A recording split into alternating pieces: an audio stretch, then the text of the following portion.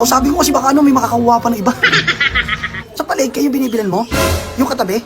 Ah, doon? Oo. Sabi sa'yo, nagkita tayo dun. Kunyari ka pa eh.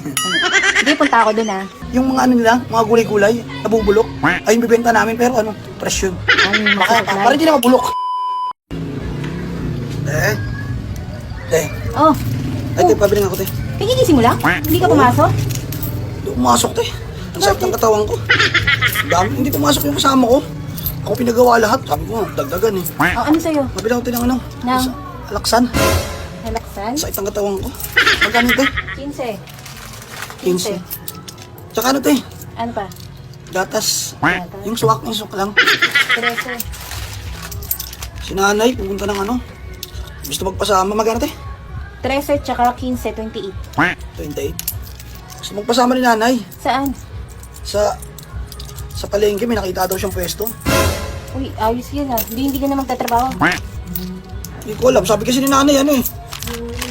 Magtinda na lang kami ng ano, gulay kasi yung mga kaibigan niya sa probinsya, nandoon, magbibigay daw ng mga ano, magbabagsak daw sa kanya. Sige, dito na muna ako. Ay, Sige, te, ah. sige, salamat.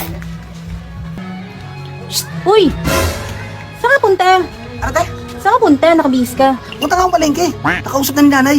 Ah, titignan mo na yung pwesto? Oo. Kausapin ko kasi baka ano, may makakakuha pa ng iba. Oh? Sabi ko nga daw, te. Sabi ng tenant, bilisan ko daw. 10,000 nga lang daw. Maliit lang na pwesto. Mura, kasi alam ko mahal ang upas sa mga palengke. Oo nga eh. Pero konti lang naman. Tapos ano, pag malaki-laki na, marami na. Nakaipon ka na ba ng pera? Ano? May ipon ka na bang pera? Si nanay nga yung parte ng ano niya. Nang, Yung sa lupa. yung pinagbenta ng lupa nyo? Oo. Ah, Ayun yung gagamitin namin. Tapos, ayun na, yung mga... Ang dami na kasing nag-ano sa probinsya eh. Yung mga ano nila, mga gulay-gulay, nabubulok. Ayun bibenta namin, pero ano, presyo. ay, Para hindi na mabulok. Sige tayo, thank you ah. Oh, sige, nagmamadali ka ata eh. Te, Oh, ay, ano mabili sa'yo? na ako te. Ay, papalit ako te. Kapalit? Oo. Umating yung rider ko. Laki naman na ito. Sige na te. Wait lang. Walang barya yung ano yung rider eh. Nagano ko ng ano, yung mga gagamitin sa palengke. Dumating na. Ah. 1, Thank you. 2, 3, 4, 5, 6, 7, 8, 9, 10. Salamat te ah. Kamusta? Kamusta yung pwesto? Maganda? Yung ano. Yung pwesto na tinignan mo doon? Oo, ayun nga eh. Ang mahal te. Bakit? 10,000, 1 month ano? 1 month advance, 5 months deposit. Ay, oo, ganun talaga yun. Minsan nga, 1 year pa hinihingi nila na kontrata yun. Ah, ganun. Pero okay naman te, ang ganda. Saan banda pwesto nyo? Doon sa ano? Yung sa palengke yung binibilan mo? Yung katabi? Ah, doon? Oo. Sabi sa'yo, nagkita tayo dun. Kunyari ka pa eh. Sige, punta ako doon Ha? Punta ako doon. Kailan ba open nyo? Hindi, sana pa. 3 araw. Pwede ba ako maglagay ng paninda ko doon? Huwag na te. Papaninda ka pa. Sabon lang, ilalagay ko doon. Sabon. Tapos lalagyan ko mo gulay. Gulay nga sa amin, tapos sabon. Ano yun? Ay, Hindi pwede yun.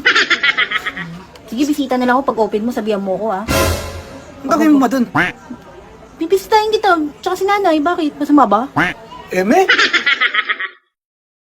Magbibigay ako ng negosyo puhunan or 55,000 pesos para sa magre-registered o magde-deposit dito mismo sa aking link. Libangan lang to ha. Uulitin ko po, libangan lang po ito. Itayaan nyo lang po ang kaya nyong mawala sa inyo. Mas maging responsable lang tayo sa paglalaro ha.